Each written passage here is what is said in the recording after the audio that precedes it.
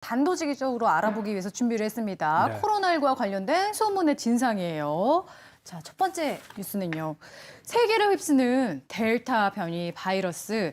우리나라도 감염이 급증하나요? 그러니까 말이에요. 델타 변이 바이러스가 심상치가 않습니다. 네, 그렇죠. 델타 변이가 처음 확인된 건 작년 한 10월쯤에 인도에서 확인이 됐었고, 인도에서 올해 봄에 되게 큰 유행이 있었는데, 그때 이 델타 변이 바이러스가 크게 영향을 준 것으로 보고 있고, 지금 전 세계 80국이 넘는 곳에서 델타 변이를 가진 환자들이 보고가 되고 있습니다. 또 백신 접종률이 상당히 높다고 알려져 있는 영국이나 이스라엘 같은 곳에서도 최근에 환자 수가 증가하고 있고, 신규 환자의 대다수가 델타 변이를 갖고 있는 환자들로 확인이 되고 있어서 이 델타 변이를 가진 바이러스가 점점 전 세계적으로 주된 유행주로 바뀌어가지 않나 생각을 하고 있습니다. 우리나라에서도 델타 변이 감염 증세가 급증하고 있는 건가요? 요즘 코로나가 확진이 증가가 되면서 이게 저 변이 바이러스가 막 추가가 되는 건 아닌가 하는데 걱정이 돼가지고요. 네. 네. 네, 일부 영향은 있는 것으로 보입니다. 우리나라에서 델타 변이를 가진 환자분이 처음 확인된 게 4월 중순이었었거든요. 처음에는 그렇게 많지 않은 환자 수로 보고가 됐는데 최근에 이제 델타 변이를 가진 환자분의 숫자가 500명을 지금 넘어서고 있습니다. 전체적인 환자의 증가 속도도 빠르지만 그 중에서 델타 변이를 갖고 있는 환자분들의 비율도 점차 증가하고 있는 추세여서 사실 아직은 우리나라의 주된 유행주는 아닌 것은 맞지만 향후에는 점차 주된 유행주로 자리 잡아갈 가능성이 있습니다. 관련해서 정부에서 이제 백신을 2차까지 다 맞으면 네. 델타 변이를 막아낼 수 있다 이렇게 발표를 했는데 이거 정말인지도 궁금하고 사실 저는 1차만 아직 맞았거든요. 이런 사람들은 또 안심하면 잃은 건가 걱정되기도 하고 그래요. 네, 이제 변이를 가진 바이러스들의 일반적인 특징이 기존에 형성돼 있는 면역 체계를 좀 피해간다라는 거죠. 그래서 변이가 형성이 될수록 점차 백신이나 또 기존에 걸렸던 분들의 그 면역 반응을 좀 피해가는 양상을 보이는데 지금 이제 백신 접종하신 분들의 효과를 보면 네. 1차 접종으로도 효과가 전혀 없는 것은 아니지만 네. 그 전에 우리가 알고 있었던 효과에 비해서는 델타 변이를 갖고 있는 경우에 1차 접종만으로 효과가 좀 많이 떨어지는 게 보입니다. 다행인 거는 2차 접종까지 완료를 하면 그래도 60%한 90% 가까이 효과가 올라가는 게 보이고요.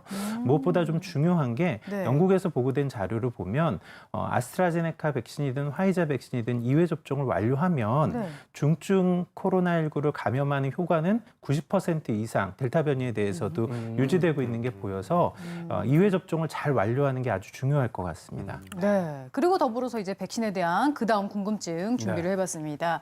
바로 아스트라제네카 1차 맞은 76만 명, 2차는 화이자를 맞는다고 하는데 교차 접종은 괜찮을까요? 그 아스트라제네카 백신 수급 문제로 한시적인 어떤 교차 접종을 허용했는데 이거 어떻게 보시나요, 교수님?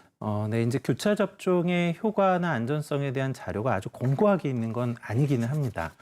다만 최근에 계속 이제 교차 접종과 관련돼 있는 연구 결과가 보고가 되고 있는데요. 이 교차 접종을 하게 되는 경우에 동일한 백신을 2번 맞는 것에 비해서 면역 반응이 훨씬 더 높은 수준으로 나타난다. 그리고 한 1,000명 정도의 수준에서 지금 연구가 진행이 되어서 안전성에 대한 자료도 보고가 되고 있는데요. 그 정도 수준에서는 우려할 만한 안전성의 이슈는 없는 것 같다라고 보고가 되고 있습니다. 사실 우리나라에 비해서 앞서서 이제 바이러스 벡터 백신의 사용을 중단하면서 전면적으로 교차 백신으로 넘어간 국가들이 있거든요.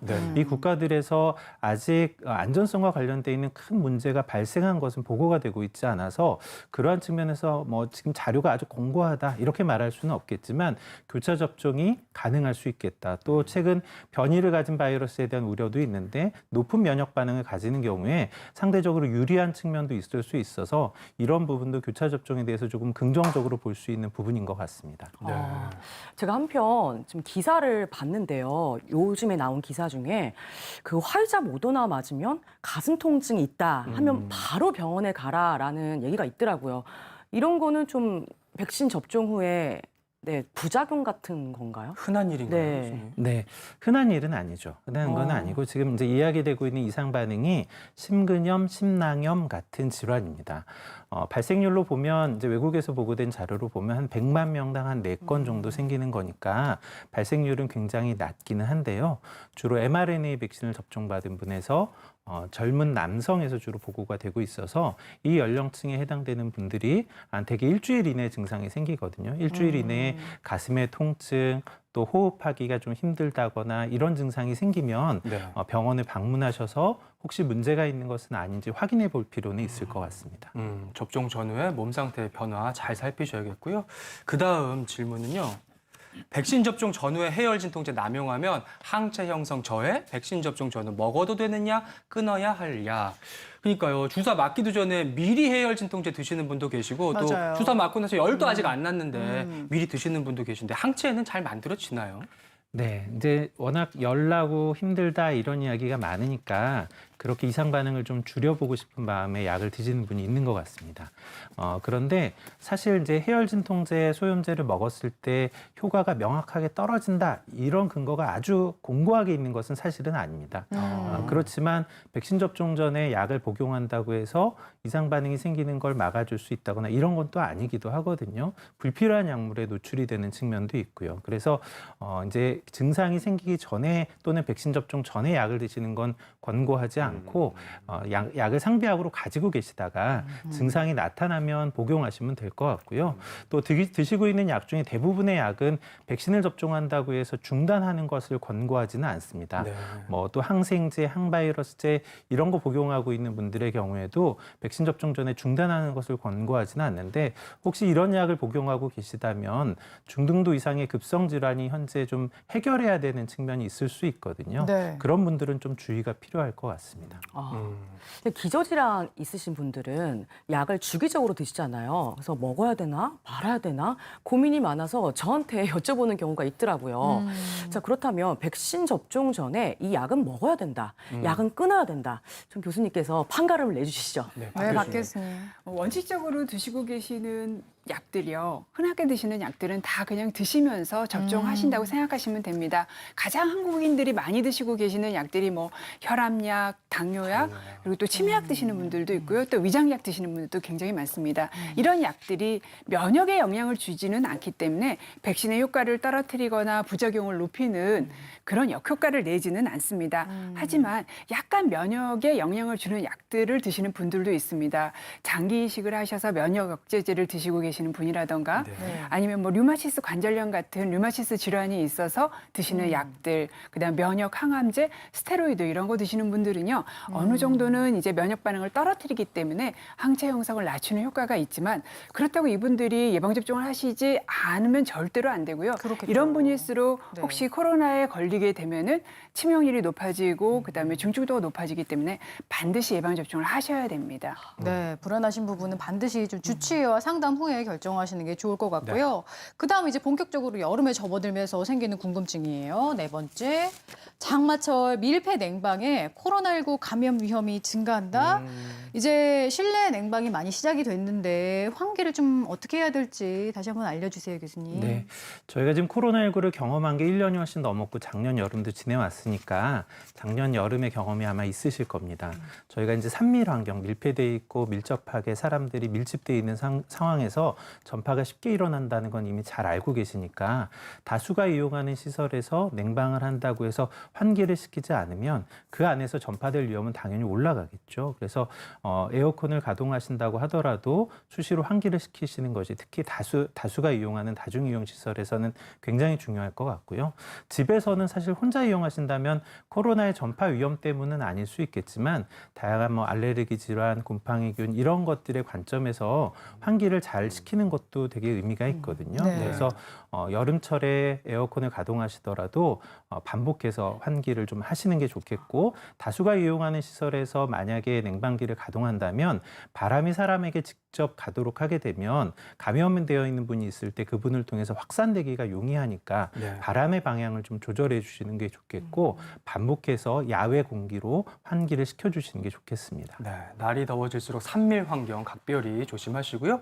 그다음 마지막 소문의 진상이에요. 7월 이후 야외 노마스크, 사회적 거리두기 어떻게 달라지나. 실제로 이번 달부터 새로운 거리두기 계획안이 적용된다고 들었는데 사태가 좀 심각해지면서 유예가 됐다면서요. 네, 그렇죠. 사실 이제 정부에서 7월부터 개편된 사회적 거리두기안을 적용하겠다. 그리고 여러 분야에서 의견도 모으고 안을 준비했었습니다. 대부분의 안이 사실은 기준도 좀 완화가 되고 할 수 있는 활동의 범위도 좀 늘어나는 형태이긴 했었는데요. 네. 앞서서 우리가 계속 다루었던 것처럼 최근에 환자 발생 수가 늘어났고 특히 수도권을 중심으로 환자 발생이 많이 늘어서 한 일주일 정도는 기존에 지키고 있는 방역의 체계, 4인 이상의 모임을 제한하고 10시까지 활동을 제한하는 이런 형태를 유지하는 것으로 보이고요. 네. 비수도권의 경우에는 상대적으로 위험이 낮아져 있는 상태가 아직은 유지가 되고 있어서 1단계에 해당되는 조치를 적용해서 사적 모임이 좀 허용이 될 것 같고 식당이나 카페 운영 시간도 밤 12시까지 네. 허용이 될 것으로 보입니다. 다만 이게 수도권에서 벌어지는 일이지만 나머지 지역에서도 얼마든지 나타날 수 있고 네네. 환자가 없는 것은 아니기 때문에 그런 곳에서 시설을 이용하거나 활동을 하시더라도 기본적인 마스크 착용이나 거리두기와 같은 지침을 좀 잘 지켜주셨으면 좋겠습니다. 네, 우리가 여러 번 경험해 왔지만 또 지금이 고비일 수가 있기 때문에 그럼요. 지금은 긴장을 좀 늦추지 않고 좀 방역을 강화하는 데 힘을 써야 될 것 같습니다. 지금 시각 10시 12분 지나고 있고요. 티버스로 들어온 궁금증 풀어보고 갈게요. 며칠 전에 아스피린을 먹는 사람은 백신에 약간 효과에 저해를 준다는데 거기에 대해서 알려주세요 하셨습니다. 아스피린. 그럴 수 있을까요, 최 교수님? 어떻게 보시나요? 네, 이제 아스피린 같은 약물을 이제 소염제라고 부릅니다. 엔세이즈라고 부르는 약물의 형태인데요. 백신을 접종하고 나타나는 면역 반응이 일종의 염증 반응과 좀 유사한 측면이 있으니까 그런 약물을 사용하면 면역 반응이 떨어지고 효과가 떨어지지 않을까 하는 걱정을 하는 것이죠. 그런데 앞서서도 말씀드렸던 것처럼 그럴 가능성이 전혀 없지는 않지만 현재 근거가 아주 공고한 것도 아닙니다. 또 사실 기존에 아스피린을 복용하고 계신 분들이 다양한 혈관의 질환이나 이런 것 때문에 복용하시는 분들이거든요. 그런 분들이 백신 접종을 위해서 약물을 중단하는 것은 권고하지 않기 때문에 네. 너무 걱정하지 마시고 약물 그대로 복용하시면 될 것 같습니다. 네, 계속해서 질문들 더 살펴보겠습니다. 볼까요? 1차 접종을 아스트라제네카로 맞았고 2차 접종 기다리고 있습니다. 혹시 2차 접종 시에 교차 접종을 하고 싶은데 가능한지 궁금합니다. 하고 싶으시다네요, 최 교수님. 이런 거 선택할 수도 있나요? 그러니까요. 네, 아직 이제 일률적인 교차 접종을 허용하고 있는 것은 아니고요. 이제 7월에 대해서 한시적으로 일부분에 대해서 교차 접종하는 안을 정부에서 발표를 하고 있는 상황이니까 아직 선택할 수 있는 상황은 아닌 것 같습니다. 다만 이제 교차 접종과 관련돼 있는 연구 결과들이 점차 쌓여가고 있거든요. 또 사용할 수 있는 백신의 종류도 계속 늘어나기 때문에 동일한 백신이 아니라 다양한 백신을 사용할 수 있는 형태의 방안이 앞으로는 좀 나오지 않을까 생각을 합니다.